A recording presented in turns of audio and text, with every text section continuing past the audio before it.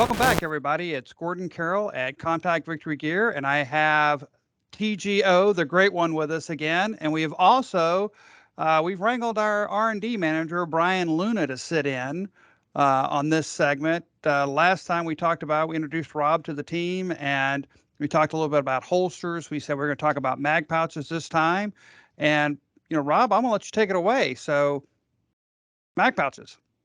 Well, first off, thanks for having me back. Brian, welcome to the big screen, baby. You're gonna be a star.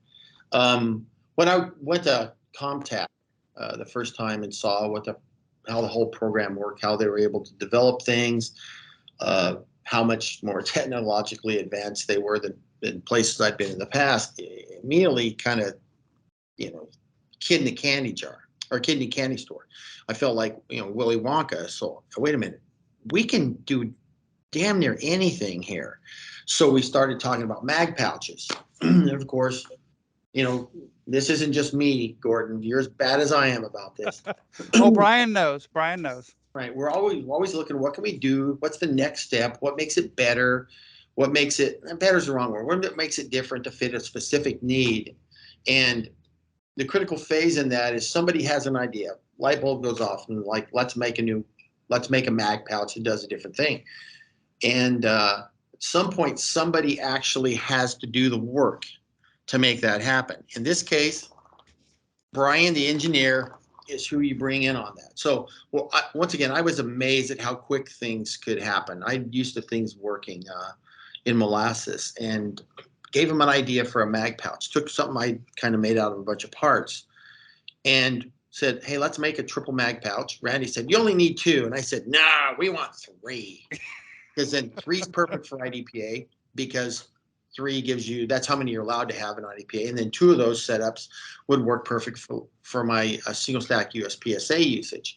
And Brian came back the next day, literally, with this. And let me tell you, I thought that without looking at it too much, that he was handing me some prototype that he'd gone back with a heat gun and melted some parts and made up a thing. And it's not what he did. He went through the whole process of prototyping the part, designing a new piece, and got it made so quickly that I didn't even look to see if it was something different. And it is. And this is the first time we've shown this to anybody. They may have saw you wearing it previously. I've been using it since it was prototyped. But if you go to Comp-Tac's website, it may not quite be there yet, but it'll be up there soon. And there might be some slight variations to what you see. The first version was done in a 1911 magazine, because the first event I had was the Single Stack Nationals. But this is basically the pouch setup that we designed. We're slotted in the front. It's obviously designed predominantly, I'm caring about the competition side of this. So there's some things I really wanted, and I needed a cant. I don't know if you know this, the way it works, skinny people, the belt sits like this on your body. Fat people, it sits like this. So I'm a fat guy, the belt sits like this. So to get the gun and the mag pouches to sit up, it puts a rake on it to the rear. So to handle that, there's 2 different settings. There's one that'll hold the mag pouch straight up, and there's one that sits it back.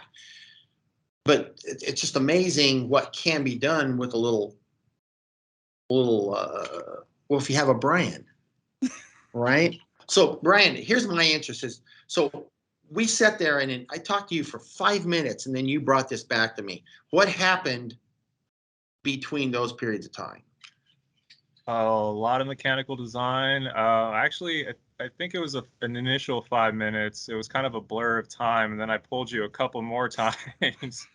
5 more minutes here, 5 more minutes there, and before you knew it, we had the CAD models done.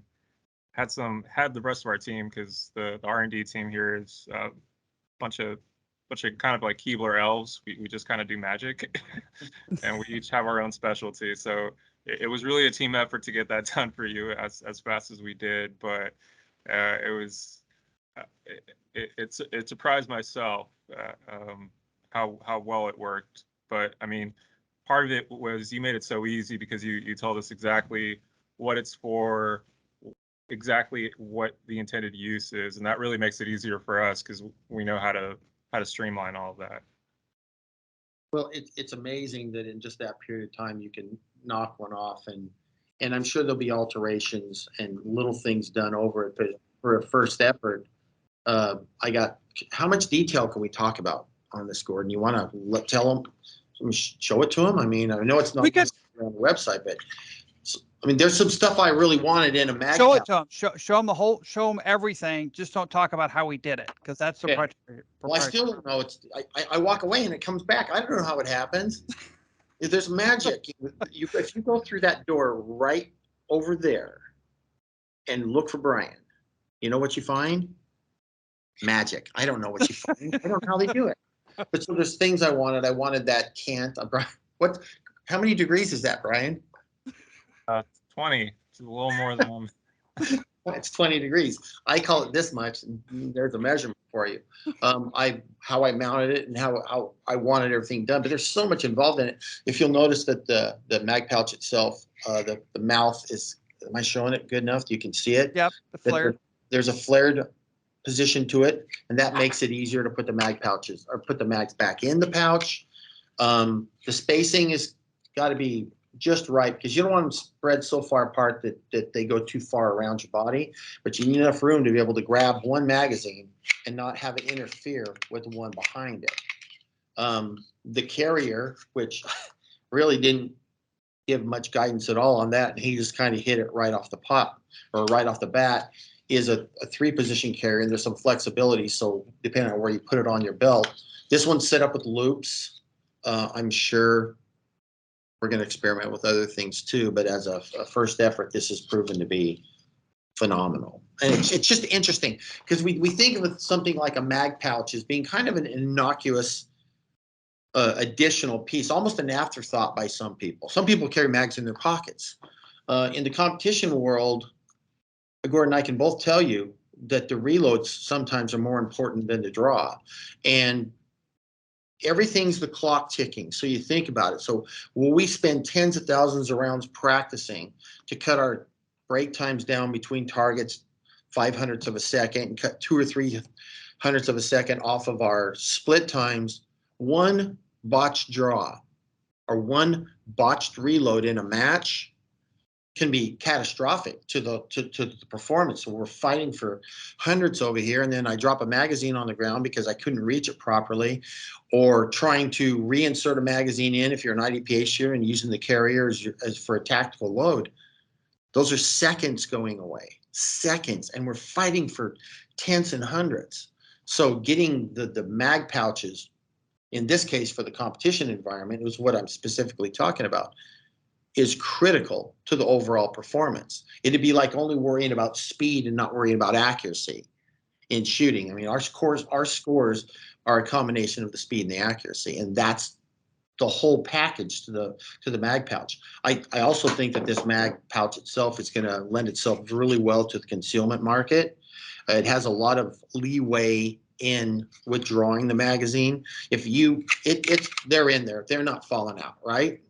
But if you grab it, you could grab it wrong and you could force it out of the front, right? It's got a lot of tension to do that. But if you did it wrong, or you're in a position where you're seated and couldn't get your hand on it properly, and that's a sign of a good design. One of the terms, and I hit Gordon with this before when we were talking, was the only difference between tactical and competition is tactical is competition with retention. And that's kind of what the thought process was in this. And Brian made it dramatically better than I thought it would be. I don't know how we're really going to improve on this in the future, but we never stop trying. So that's a great question, or a great point, I guess, Rob, is, you love to tinker. I love to tinker. It's how we design things. I mean, I have plenty of my own stories, but I think people are more interested in your stories of, hey, you start tinkering, you start heating up, you start swapping out stuff. Has it ever bit you in the butt? Has it, My God, I have ruined so much stuff trying to make small alterations to it. If anybody knows what the properties of Kydex are, is if you get it hot enough, it becomes pliable and you can move it around. Well, that's dangerous information for someone like me to have. And you're supposed to use a heat gun to do this. A lot of times I'll just use a torch and you can tell, and then you overheat it, and then it turns brittle. So there's an area there. But when I'm testing something and I have to know if it needs to be changed, it always starts off with something kind of rudimentary. And in the past, that's how I've always had to make any changes. Everything I ever did was take an existing part and that part modify it. Not make another one with changes, modify it. It's just old school and how we had to do it. And one of the things that's been amazing, especially working with Brian, is for him to say, well, what angle do you want it to be? I'm like, I don't know that. Well, he turns it into a measurement, right? And he can tell you that the one setting will be 90 degrees straight up, and the other one is back 20 degrees. For me, I would just wallow holes out and heat gun things and put spacers in. And I could have never made this carrier. If you saw when I mocked this version of a thing up some time ago, I'm glad I don't have to show it to you because it's actually embarrassing to look at in comparison to what we have here, which is, I mean, honestly, it's a finished product. I wouldn't say it was embarrassing. It was unique. It was a very unique product. Very individual. But what's amazing right now is if this is finished, if after all testing and everything, this is final design, this can go into production right now. And the equipment that this pouch was made on is the same one that you're going to get yours off of. That's the difference, Gordon, is that we're working towards at Comp-Tac when they're building new products. The first version could be the last version, and I've never dealt with that. Every single one was, oh, let's modify a little. I'm not saying we don't do this. I'm not saying there aren't changes because we learn as we go, but I had to be careful not to actually ruin any one of the prototypes because we can't make another one. Right. Okay. Yeah. You know what I'm saying? Whereas if I needed some of these right now, Brian could run through that door out there and he could go out and he could make Yes. However many you wanted. as many as you want. Be careful about as many as I want. Well, but I get the point. And that's the difference here. This is a modern version of doing something that that I had done like a caveman for many, many decades. No need for that. You just tell me how much, and I'll give you new samples. They'll be out the door tomorrow. You heard that, everybody. Whatever I want, I get the next day. This is living the dream, baby. Brian, I told you what to say and what not to say on this call. Now we're in trouble. You know, so for me personally, it's interesting to see what the process is that we can come up with a new design and Brian has to make it for me in one day. That's the way I want to be. Yeah, Hey, maybe I said that. Yeah, you had no idea what you were getting into. Well, Brian, I mean, since we don't know each other that well, give me a little background. Where'd you come from? How did you get to here? Well, I've been here in this Houston area for forever, and I got to Comp-Tac some 14 years ago now. Is that right, Gordon? I mean, you beat me by how many Yeah, days? I have 4 days of seniority over Brian, so I can tell him what to do. Was it a work release program or something like that, Gordon? I mean, Well, we stopped on a street corner. He was hanging out. He said he needed work, so I picked him up, threw him in my truck, and you can't tell, but Brian is like, Brian, what are you, 6'5", 6'6"? I'm 6'6". Yeah, 6'6". forget about So that. so yeah, I picked Brian up and threw him in my truck well, and said, "You work here now." I mean, obviously, you had a lot of training before you got here to be able to step into that position. I'm sure you learned a lot along the way. Give me your background. Well, mechanical design is my schooling. So I basically, when Gordon found me, I had a computer. And when he brought me here, he showed me how they were doing things. And I was like, well, there's only one way to go, and that's up from here. So we'll drastically improve things and make things better. And it's been a long process for the last 14 years of designing all of Comp-Tac's equipment. But it's definitely been a long learning process, especially learning a lot from Gordon. Gordon's always had kind of first say as far as how a lot of the designs go. Don't have to tell you about his experience shooting. But it's been great. Now I can basically, I think Gordon probably it would take me a couple weeks to get designs, and now we're turning things around in a day, Rob. So It's not well. Gordon came from that same generation I did of how we had to make things, and I'm sure when you first came here, that's how things got done. You went out there and you have belt center and a burnisher, and you cut some things, and you heated some things, and you drilled some holes in things, and it's just amazing now, to watch you work and draw it up as a CAD program, and go like, well, we want it to be here, we want it to be. I mean, for me, because I'm the computer illiterate generation, right? I know how to shoot, but I don't really know how all the magic happens in there. But I assume you're a huge portion of why the advancement occurred here regarding Absolutely. all the computer and well, I should say technology. Computer sounds silly, but the technology is brought in because when 14 years ago that didn't exist in the same manner as it does now. So Brian, I think one of the key things that Brian has really helped us, and it was something that we touched on a little bit last time and when you were here, is our consistency. There was a whole basket, and we had a very large run for an OEM customer. And I picked one up and I said, take a look at that. And you did. And I reached around in the bottom of it, pulled out another one and said, tell me the difference. And you couldn't see it. The first one looked just like the 200th one or the 10,000th one. And that's a great deal or large success to Brian and the way he's designed the manufacturing process to get us to that consistency. So even though I have 4 days seniority over him, there are times he looks at me and says, no, we're going to do it this way. Wait a minute, but let's be clear about one thing. One of you hired the other one. Hey, I don't have to be the smartest guy in the room. No, you I just don't. hire smart people and manage them. I am testament to that. So going back to mag pouches for a second, it's a great question. I get a lot. I'm sure you get a lot. Our listeners probably have a question on it is, how many mags is enough? How many do we need to carry for a USPSA, a concealed carry? Well, IDPA is limited. What are your thoughts on that?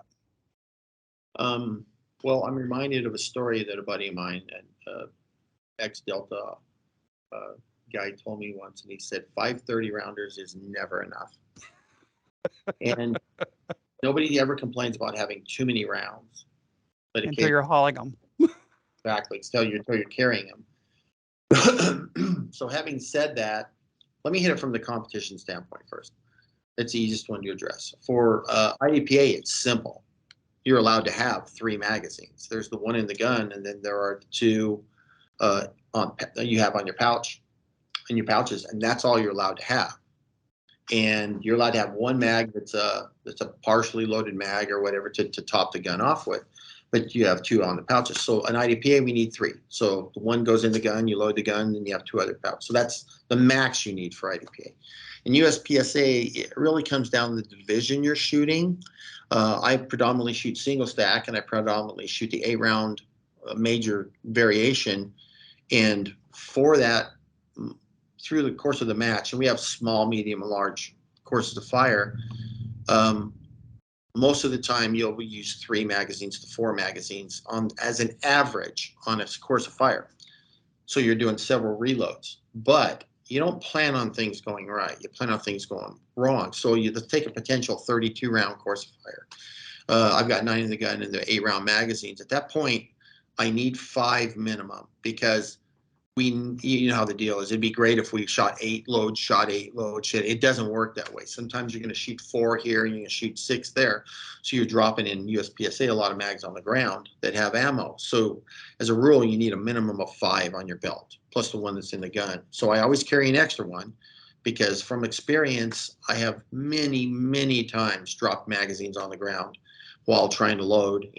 Things go wrong and you drop a mag. Well, it's slow as hell to go pick that up. IDPA, you pick it up because it's a big penalty.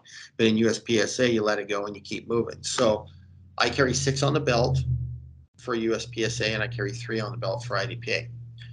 The self-defense thing changes everything, because the bulkiness of carrying magazines really comes down to the capacity. I have a friend who carries nothing but 8-round 45s, and he believes in 1911 5-inch 45s, and that's the gun he carries every single day of his life, and he carries one extra magazine and feels ready to go with that. I also have a friend that literally carries 5 16-round magazines for his high cap polymer pistol plus the gun. It's on him all the time. So it kind of becomes I suppose, a personal preference thing. My 8-round gun with an extra magazine holds 1 round more than my buddy's 16-round gun to start with, right? Right. So I don't know what the right number is for the self-defense world. I know law enforcement almost always carries 2 extra magazines plus the gun. Sometimes 1, but almost always 2 is what I'm accustomed to seeing. So they use double mag pouches. So it's interesting. A lot of our listeners may or may not know, why do we carry at least one spare magazine? For self-defense purposes or Yeah, for for real? in self defense. I'm sorry. Because we don't know. Even though we're certain of the data and the average, I believe the last check, the average round count in a civilian self-defense shooting was something like 5.6 rounds or It was 6 rounds, is what I was going to say, 6 or 7. 6 or 7 rounds. So what that tells you is that you're probably well served with just the mag capacity of whatever gun you've probably chosen. But what we want to be ready for is the other 25% where it doesn't go that way.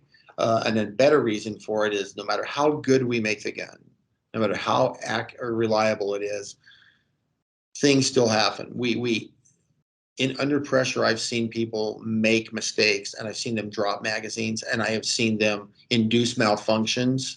I've seen people think the gun, they had pulled the trigger when they never had pulled the trigger. I've watched this happen. So they think there's a jam. So then they start manipulating the gun and they induce a jam. Mm-hmm. So I've seen people standing there where the gun was fine. All they had to do was pull the trigger, but they didn't under pressure. So now they induce a jam. And the only way to clear this jam is to get the magazine out and actually, stage 3, clear the whole thing. At that point, I don't want the mag that's on the ground, right, that I pulled out to clear all this. So that magazine becomes my main magazine in that circumstance. So those are the main reasons for me. Capacity thing, there's always going to be a fringe element, but just having one there in case something goes wrong with the starting loadout, that's the reason to have a second magazine, in my opinion. And I totally agree with that, because people ask me, "Oh, Gordon, you you're carrying a second mag, but you have 16 in the gun." I said, "That's absolutely right." "Well, you think you're going to get in some big firefight?" And I said, "Absolutely not. It's in case I have a malfunction. I don't want to put that same mag back in." Right. I don't have time for that, especially on the range. And a match is one thing. Real life is totally different. I don't have time for that on that. So that's good information. Seconds in a match cost you a match. Seconds in a fight costs something much more important. Something much more valuable than a trophy. Rob, we've been talking about magazines, we've talked about magazine pouches. So naturally that brings up, reloads. And we've talked a little bit about competition. We're talking a little bit about concealed carry or self-defense. So is there anything different or information on that, a competition reload versus a defensive reload? There's really not a lot conceptually different between the two, because the whole concept is to get the gun loaded as quickly as possible. Even in competition, I don't gamble the speed of the reload for the reliability of the reload. I'm not going to gamble throwing the magazine at the gun, hoping it goes in to save a tenth of a second, even though tenth of a second matter, because I know from experience that's a 1 out of 10 times successful, and the other 9 times it costs me time, it doesn't save me time.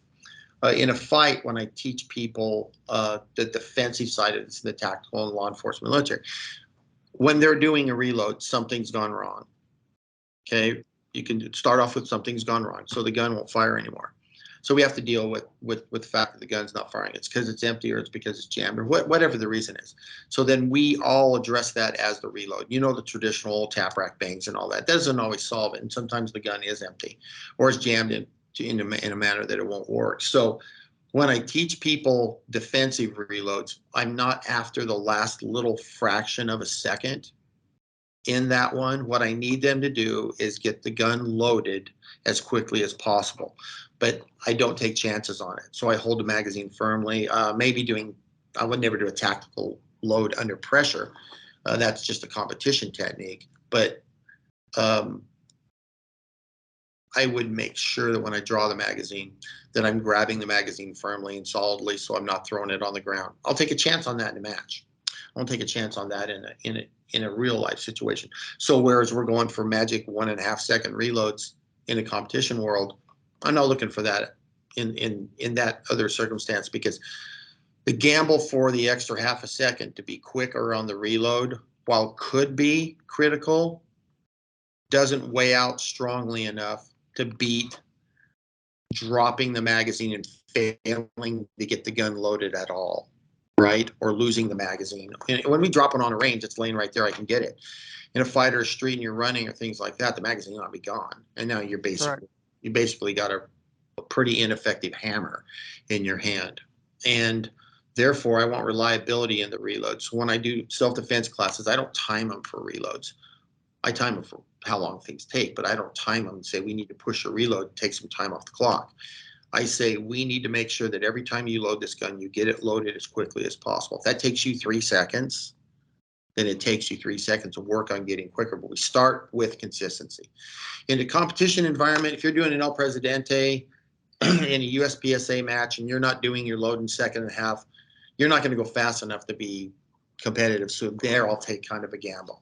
So it's really a mindset difference. The physical techniques don't really change. I teach all the groups to manipulate the slide with your hand, or the slide stop, the slide release. I think it's silly to tell somebody that, you can pull the trigger under pressure, but you can't pull the slide release down because it's too hard a motion.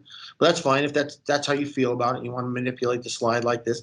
In a fight, the difference between dropping the slide with your sport thumb, like I do if you're righty, or working the slide with your hand, it's not important.